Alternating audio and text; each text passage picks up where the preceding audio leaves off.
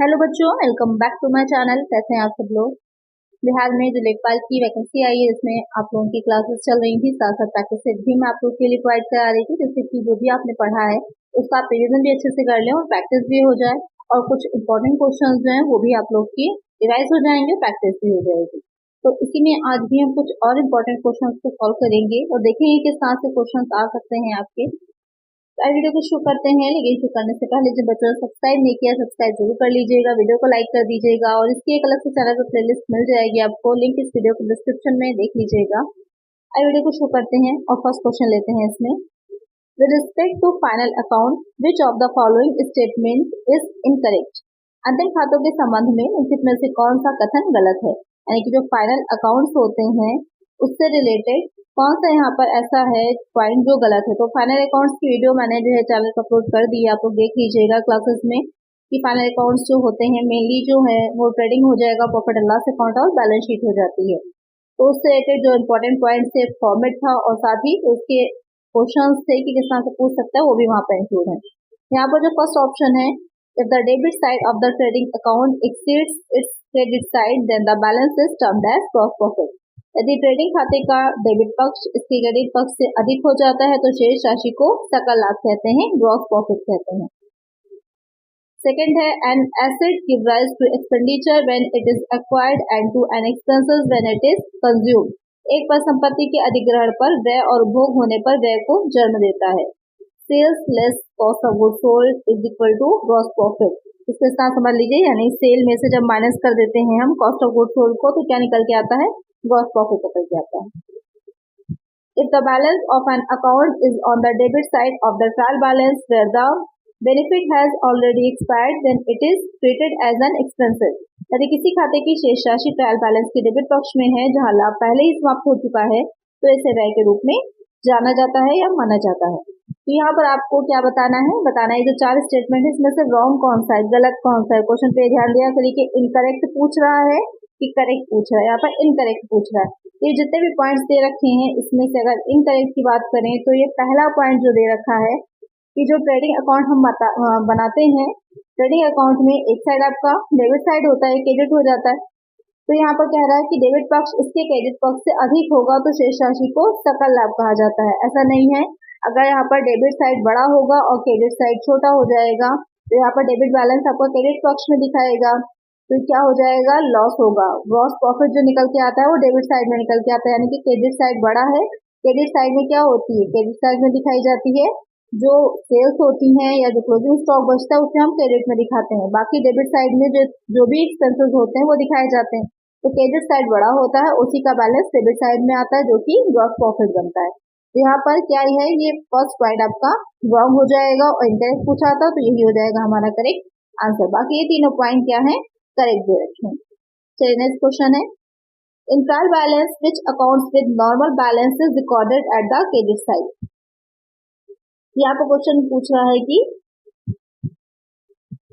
तलपट में कच्चा चिट्ठा या फिर तलपट में सामान्य शेष के साथ कौन सा खाता क्रेडिट किया जाता है, bank account, equipment account, cash account, account, expenses account. तो क्वेश्चन यहाँ पे क्या कह रहा है कि जो ट्रायल बैलेंस होता है तो वहां पर नॉर्मल बैलेंस जो होता है वो क्रेडिट साइड में जो दिखाया जाता है तो किस नाम से दिखाया जाता है, यहाँ पर ये पूछ रहा है।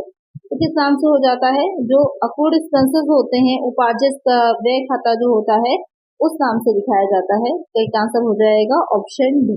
यहाँ पर कहने का क्या मतलब है, जो उपार्जित व्यय होते हैं, जो अकाउंट एक्सपेंसेस होते हैं, कि जो लायबिलिटी तो जिनकी है, यानी कि एक्सपेंसेस ऐसे हैं जिनका दायित्व तो बन गया है लेकिन भुगतान किए अभी तक नहीं गया है, भुगतान नहीं किया गया, उनको पेमेंट उनका नहीं किया गया है, लेकिन भविष्य में फ्यूचर में उनको भुगतान किया जाएगा। कंपनी के लिए वो दायित्व है और उनको कंपनी को चुकाना होगा। तो कंपनी क्या करती है, उसे अपने बैलेंस शीट में जो उसकी लायबिलिटी साइड है वहां पर उसे दिखाती है। तो यहाँ पर क्या आंसर है, ऑप्शन डी। नेक्स्ट क्वेश्चन है, any difference in the trial balance is temporary transfer to.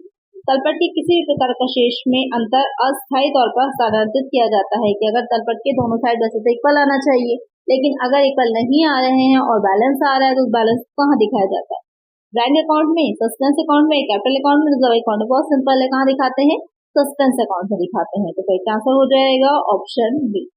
अच्छा, इस सस्पेंस अकाउंट को बैलेंस शीट में किस साइड में दिखाया जाता है, तो आप लोग मुझे इसका आंसर कमेंट करिए। ये जो सस्पेंस अकाउंट होता है, बनाया जाता है, उसे जो बैलेंस शीट हम बनाएंगे उसे हम कहाँ पर दिखाते हैं, लायबिलिटी साइड में या फिर एसेट साइड में। चलिए नेक्स्ट क्वेश्चन लेते हैं।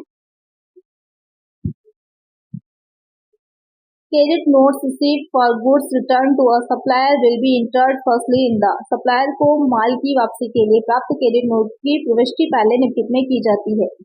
जर्नल, जो सामान्य या फिर प्रॉपर जर्नल बनता है उसमें, जो रिटर्न इनवर्ड जर्नल होता है, रिटर्न आउटवर्ड जर्नल या फिर पेटी कैश जर्नल में। तो यहाँ पर कह रहा है कि जो सप्लायर होता है उसको गुड्स को वापस किया गया, रिटर्न किया गया, तो उससे क्या मिलता है, क्रेडिट नोट मिलता है। देखिए क्वेश्चन का आंसर यहाँ पर ये मिल गया हमको कि जो क्रेडिट नोट होता है वो कौन देता है, क्रेडिट नोट देता है जो सप्लायर होता है। इसको नोट कर लीजिएगा, क्रेडिट नोट और डेबिट नोट ये दो क्वेश्चन बहुत पूछे जाते हैं एग्जाम में। तो क्रेडिट नोट कौन इशू करता है, सप्लायर करता है। अब कह रहा है कि इसकी प्रविष्टि जो की जाती है उसे कहाँ पर दिखाया जाता है, तो उसे दिखाया जाता है रिटर्न आउटवर्ड जर्नल में। एक आंसर हो जाएगा ऑप्शन सी। ये बहुत इंपॉर्टेंट है, इसको ध्यान में जरूर रखिएगा, इससे रिलेटेड क्वेश्चंस बहुत ज्यादा पूछे जाते हैं। अच्छा, रीजन बहुत से होते हैं कि जितनी ऑर्डर किया गया था उससे कम है, या फिर जो बताया गया था उसके अकॉर्डिंग नहीं है, इसलिए रिटर्न किया जा रहा है।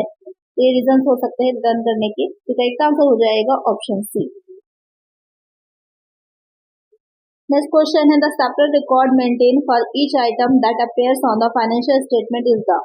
प्रत्येक मद के लिए रखा गया पृथक अभिलेख जो वित्तीय विवरण में प्रदर्शित होता है कहलाता है ledger, account, chart of accounts, none of the above. तो यहाँ पर क्वेश्चन क्या कह रहा है कि जितने भी अलग अलग आइटम्स होते हैं उनके लिए सेपरेटली जो अकाउंट या रिकॉर्ड्स रखे जाते हैं, उसमें फाइनेंशियल स्टेटमेंट जो बना रहे हैं उसमें, तो वो क्या चीज कहलाती है, उसे हम किस नाम से जानते हैं, क्या कहते हैं। तो आपको पता होगा जो खाता बही होती है, लेजर जो हम बनाते हैं, वहां पर अलग अलग चीजें जो होती है उनका अकाउंट रखा जाता है, जो डेटर्स होते हैं, जो क्रेडिटर्स होते हैं, या फिर जो अकाउंट्स और भी यहाँ के एक्सपेंसेस हैं, सारे अकाउंट्स क्या होते हैं, प्रॉफिट के सारे अकाउंट्स लेजर में तैयार किए जाते हैं, और उन्हीं की कंप्लीट बुक क्या कहलाती है, खाता बही कहलाती है।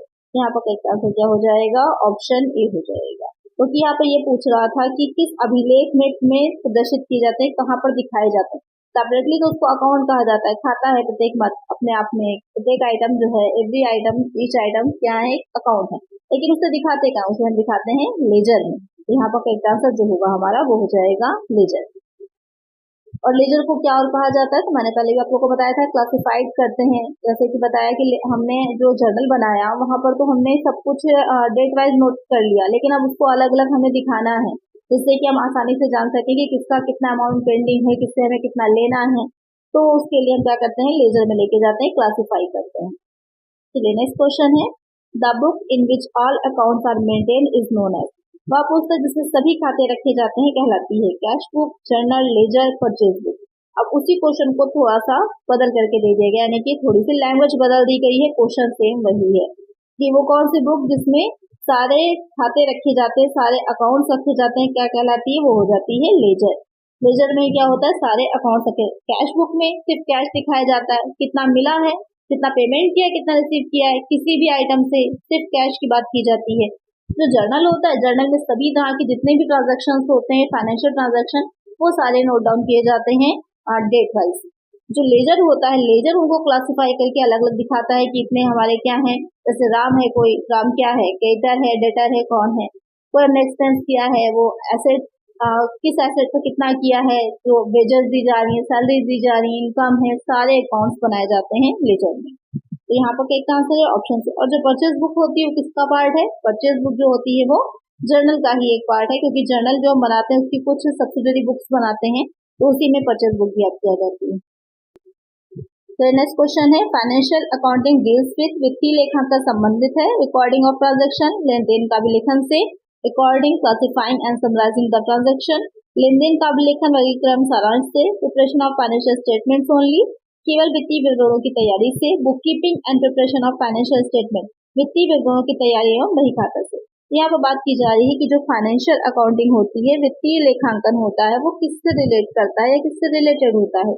तो यहाँ पर जो फाइनेंशियल अकाउंटिंग होती है उसमें हम रिकॉर्डिंग भी करते हैं ट्रांजेक्शन की, उसमें हम क्लासिफाई और समराइज भी करते हैं, रिकॉर्ड करते हैं लेजर में, सॉरी रिकॉर्ड करते हैं हम जर्नल में, क्लासिफाई करते हैं हम लेजर में, समराइजिंग हो जाता है बैलेंस शीट जब हम बना रहे होते हैं। और केवल वित्तीय विवरण की तैयारी की जाती है। तो सिर्फ वित्तीय विवरण की तैयारी ही नहीं की जाती, उससे क्या किया जाता है, उसके साथ साथ हम उसका इंटरप्रिटेशन भी करते हैं, कम्युनिकेशन भी होता है, बहुत सी चीजें की जाती हैं।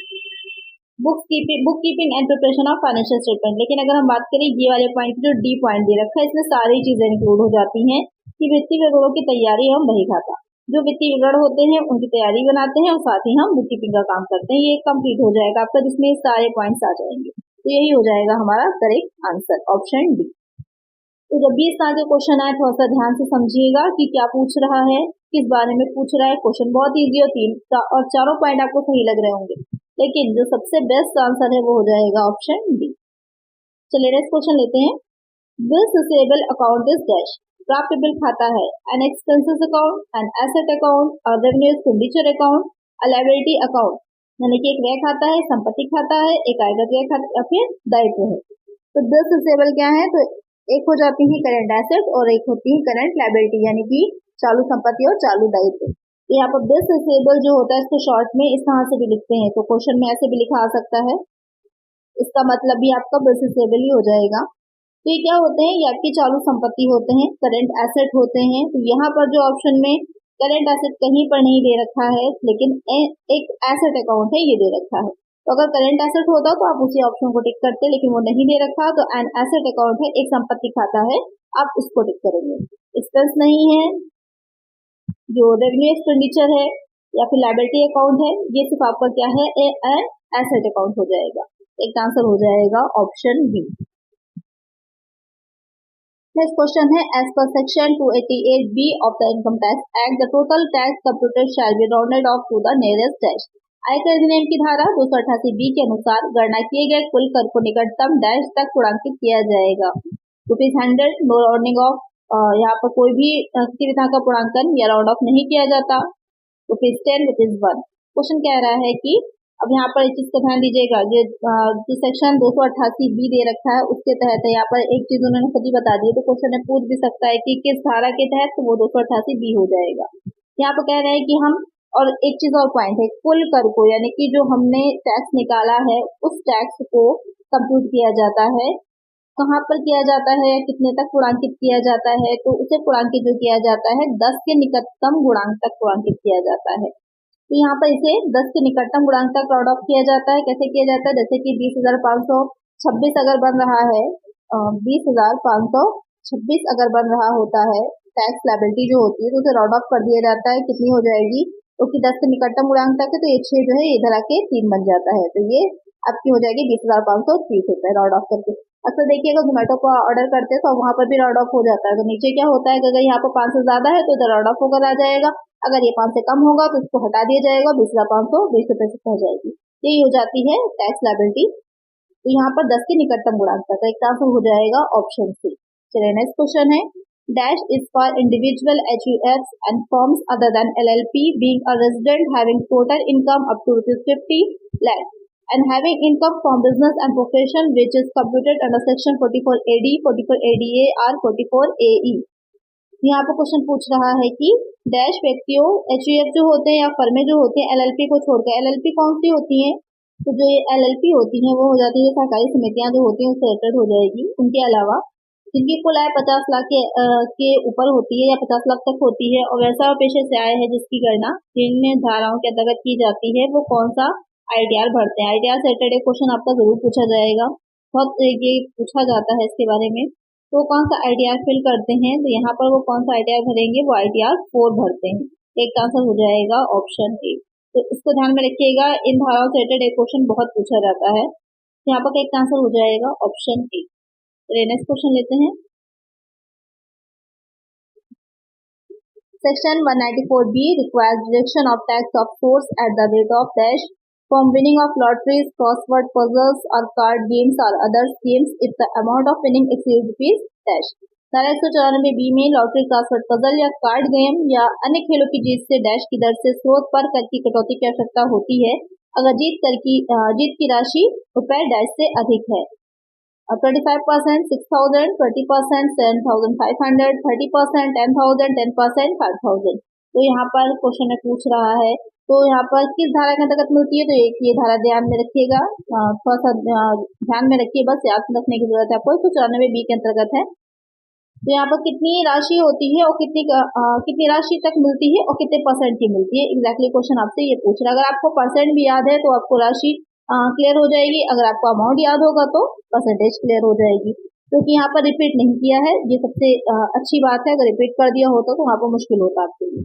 तो 10,000 रुपए तक होता है और 30% तक होता है। 30% आप लोग को याद ही होगा, 30% तक होता है और 10,000 तक होता है। तो एक आंसर हो जाएगा ऑप्शन सी। अब दोनों क्वेश्चन अलग अलग भी बन सकते हैं, साथ में भी बन सकते हैं, दोनों आपको क्लियर हो जाएगा। चलिए नेक्स्ट क्वेश्चन है, as per income tax act 1961 the maximum amount of entertainment allowance exempt from taxes. आय के अधिनियम 1961 के अनुसार करमुक्त मनोरंजन भत्ता की अधिकतम राशि डैश है, रुपीज 1000, 4000, 5000, 2000। ये क्वेश्चन मैंने आप लोग को कराया है, जहाँ पर मैंने बताया था एंटरटेनमेंट लॉस के बारे में, जो टैक्सेशन की वीडियोस थी, क्लासेस थी, वहां पर आपने देखी होगी, तो आपको पता होगा कि कितने अधिकतम राशि होती है, कितनी हो जाएगी, 5000 हो जाएगी। तो एक आंसर हो जाएगा ऑप्शन सी। इसको निकाला जाता है और किस तरह के एम्प्लॉय के लिए होता है, इसका आंसर आप लोग मुझे कमेंट करिए कि गवर्नमेंट एम्प्लॉय के लिए होता है या फिर जो प्राइवेट एम्प्लॉय होता है। सेक्शन 16 होती है, उसके अंडर में दी जाती है ये कटौती या डिडक्शन, किसके लिए दी जाती है। इंपॉर्टेंट क्वेश्चन ये भी बनता है कि सरकारी कर्मचारी के लिए या गैर सरकारी कर्मचारी के लिए। तो ये आंसर आप लोग मुझे कमेंट करिएगा, अगर आपने वीडियोस देखी है तो आपको पता होगा। चलिए नेक्स्ट क्वेश्चन है, the aggregate of deductions under section 80C, 80CCC and section 80CCD other than deduction in respect of employees contribution and additional deduction under section 80CCD 1B shall not exceed dash। तो यहाँ पर इतना लंबा चौड़ा question जो है वो आपसे सिर्फ इतना सा पूछ रहा है कि जो सेक्शन 80C होती है, CCC और 80CCD होती है, उसमें टोटल मिलाकर के कुल मैक्सिमम कितनी कटौती दी जाती है, या कितनी कटौती दी जा सकती है, बस ये आपसे डायरेक्टली पूछ रहा है। कभी कभी क्वेश्चन बहुत लंबा सा आपके लिए बड़ा सा दे रखा होता है, लेकिन उसका कंक्लूजन बहुत छोटा सा होता है। तो क्वेश्चन देख के घबराइए ना, उसको पूरा पढ़िए, समझिए कि पूछ क्या रहा है। तो यहाँ पर कितनी होती है, 1,50,000 तक होती है, 1,50,000 तक होती है। तो एक आंसर हो जाएगा ऑप्शन बी। नेक्स्ट क्वेश्चन है, India assessment year begins of, Bharat में कर निर्धारण वर्ष प्रारंभ होता है 1 जनवरी, 1 अक्टूबर, 1 अगस्त, 1 अप्रैल। बहुत सिंपल सा क्वेश्चन है, सभी को पता है कब से स्टार्ट होता है, 1 अप्रैल से स्टार्ट होता है। एक आंसर हो जाएगा ऑप्शन डी हो जाएगा। और कब समाप्त होता है, 31 मार्च को, 31 मार्च को। फाइनेंशियल ईयर पूछे, कर निर्धारण वर्ष पूछे, दोनों ही का आपका 1 अप्रैल टू 31 मार्च हो जाता है। चलिए नेक्स्ट क्वेश्चन लेते हैं, which section of the income tax act deals with rebate. आयकर अधिनियम की कौन सी धारा छूट से संबंधित है, बहुत इंपॉर्टेंट क्वेश्चन है, बहुत एग्जाम्स में पूछा गया है। कंटेंट के तो जितने भी एग्जाम्स होते हैं ये क्वेश्चन बहुत पूछा जाता है। 87C, 87, 87B, 87A। अब तीनों जगह ये चारों पॉइंट में आपका 87 तो दे रखा है, CBA या फिर सिर्फ 87, तो यहाँ पर कंफ्यूजन होगी, कौन सी हो जाएगी। जो 87A है उसमें दे रखा होता है रिबेट के बारे में, कि कितनी छूट मिल रही है, किस तरह से मिल रही है और क्यों मिल रही है। तो उससे रिलेटेड प्रावधान जो होते हैं वो 87A में दे रखे होते हैं। तो एक आंसर हो जाएगा ऑप्शन डी। इन चीजों को एज इट इज याद कर लीजिए कि अगर एग्जाम में पूछा जाता है तो आपको 10 सेकंड लगेंगे इसका आंसर निकालने में। चलिए नेक्स्ट क्वेश्चन है, reduction for the repayment of loan taken from higher education is available under dash of the income tax act 1951।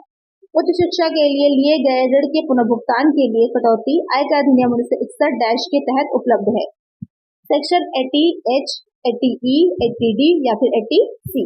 तो यहाँ पर क्वेश्चन कह रहा है कि जो हायर एजुकेशन के लिए लोन लिया जाता है, तो जब उसका पेमेंट कर रहे होते हैं तो वहां पर हमें इनकम टैक्स से डिडक्शन मिलती है, तो वो किस सेक्शन के अंदर में मिलती है, यहाँ पर वो क्वेश्चन कह रहा है, तो किस सेक्शन के अंदर में हो जाती है।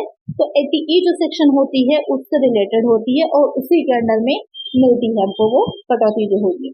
बाकी जो 80D होती है वो जो मेडिकल होता है, मेडिकल चेकअप वगैरह कराया जाता है, तो उसका जो बीमा प्रीमियम होता है उससे रिलेटेड चिकित्सीय बीमा में मिलती है। 80C जो है, 80C तो आपने भी देख ही लिया ऊपर कि 80C में बहुत सी चीजें आ जाती हैं, UTI में या NSC के बॉन्ड्स लेते हैं अगर उसमें योगदान रहता है, या फिर जो बच्चे पढ़ रहे हैं उनकी शिक्षा की ट्यूशन फीस जो होती है, उन सब में बहुत सी चीजें उसमें आती है 80C सेक्शन में, उन सबको मिला करके टोटल 1,50,000 की दी जाती है, वो आ जाती है। तो यहाँ पर करेक्ट आंसर हो जाएगा ऑप्शन बी। तो नेक्स्ट क्वेश्चन लेते हैं। In which of these provident fund reduction is not allowed under section 80C in respect of contribution of employees every year? इनमें से किस भविष्य निधि में प्रत्येक वर्ष कर्मचारियों के योगदान के संबंध में धारा 80C के अंतर्गत कटौती की अनुमति नहीं है? जैसे कि मैंने बताया था कि बहुत सी चीजें इसमें शामिल की जाती हैं, लेकिन यहाँ पर पूछ रहा है कि क्या नहीं लिया जाता है 80C में। रिकॉग्नाइज प्रोविडेंट फंड, मान्यता प्राप्त भविष्य निधि, जनरल प्रोविडेंट फंड, सामान्य भविष्य निधि, स्टेटरी प्रोविडेंट फंड, वैधानिक भविष्य निधि, अनरिकॉग्नाइज प्रोविडेंट फंड, मान्यता रहित भविष्य निधि। तो इसमें से किसके अंडर जो है या किसके अंदर हम जो है अगर लेते हैं उस पॉलिसी को तो हमको या फंड वो लेते हैं तो हमको वहाँ पर कोई भी 80C के अंतर्गत कटौती नहीं मिलेगी। तो कौन सा हो जाता है, वो अनरिकॉग्नाइज होता है, जो मान्यता रहित होगा उसमें कटौती नहीं मिलती, बाकी तीनों में ही कटौती मिल जाती है। एक आंसर हो जाएगा ऑप्शन डी। नेक्स्ट क्वेश्चन है, payment of tuition fees to any university, college, school और other educational institution within India for full time education for dash is eligible to qualify for deduction under section 80C। जैसे कि मैंने बताया था tuition fees भी 80C में आती है। तो यहाँ पर क्या कह रहा है कि धारा 80C के अंतर्गत भारत में किसी विश्वविद्यालय, कॉलेज, स्कूल या अन्य शिक्षा संस्थान में पूर्ण समय शिक्षा प्राप्त कर रहे हों, ट्यूशन शुल्क के भुगतान में करदाता कटौती प्राप्त करने के लिए अधिकृत होगा। अधिकतम 1 बच्चा, 2 बच्चे तक, 4 बच्चों तक या फिर 3 बच्चे तक। बहुत ही अच्छा क्वेश्चन है। तो यहाँ पर पहले तो ये जान लीजिए कितनी मिलती है। तो कितनी मिलती है यहाँ पर, तो 100 मिलती है, ₹100 पर चाइल्ड मिलती है। एक प्रति बच्चा 100 रुपये मिलती है।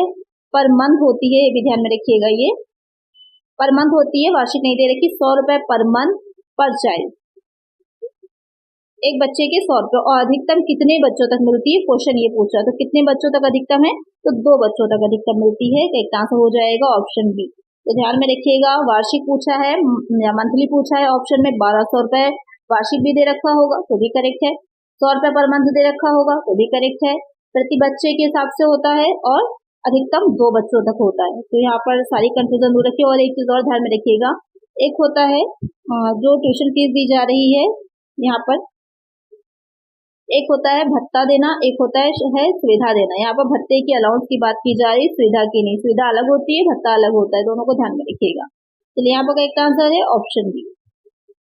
नेक्स्ट क्वेश्चन है, as per income tax act 1961 salary is taxable on. आयकर अधिनियम 1961 के अनुसार वेतन पर कर लगता है, not taxable at all, due basis पर, रिसिप्ट बेसिस पर, ड्यू और receipt basis whichever is earlier. अच्छा क्वेश्चन है कि जो सैलरी होती है उस पर जो टैक्स लगाया जाता है वो किस बेस पर वो टैक्स लगाया जाता है। तो यहाँ पर जो सैलरी होती है, क्योंकि सैलरी जो होती है यहाँ पर इसका ध्यान रखिएगा कि कुछ लोगों की सैलरी जो होती है अगर 50,000 पर मंथ से अबव आ रही है तो वो क्या हो जाते हैं, विशिष्ट कर्मचारी होते हैं, तो वहाँ पर TDS लगने लगता है।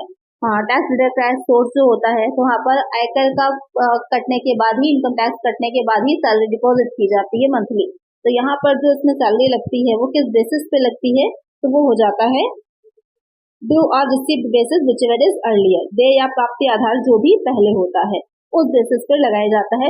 सैलरी की बात यहाँ पर हो रही, वेतन की बात हो रही, ध्यान में रखिएगा, उस बेसिस पे लगती है। क्यों, क्योंकि मैंने भी बताया कि कुछ लोग जो होते हैं उनकी सैलरी अगर 50,000 पर मंथ से ज्यादा है तो वहां पर क्या होता है, उनका जो TDS होता है वो लेस होकर के आता है, इसलिए यहाँ पर दोनों ही पॉइंट आ जाते हैं। तो एक आंसर हो जाएगा ऑप्शन डी। तो आज की वीडियो में इतना ही। आई होप वीडियो अच्छी लगी होगी, क्वेश्चंस अच्छे लगे होंगे आपको। अगर वीडियो अच्छी लगी है तो वीडियो को लाइक कर दीजिएगा, चैनल पर नए हैं तो चैनल को सब्सक्राइब कर लीजिएगा इसी तरह की और वीडियोस के लिए, और फ्रेंड्स वीडियो को शेयर जरूर कर दीजिएगा। मिलते हैं नेक्स्ट वीडियो में। Thank you.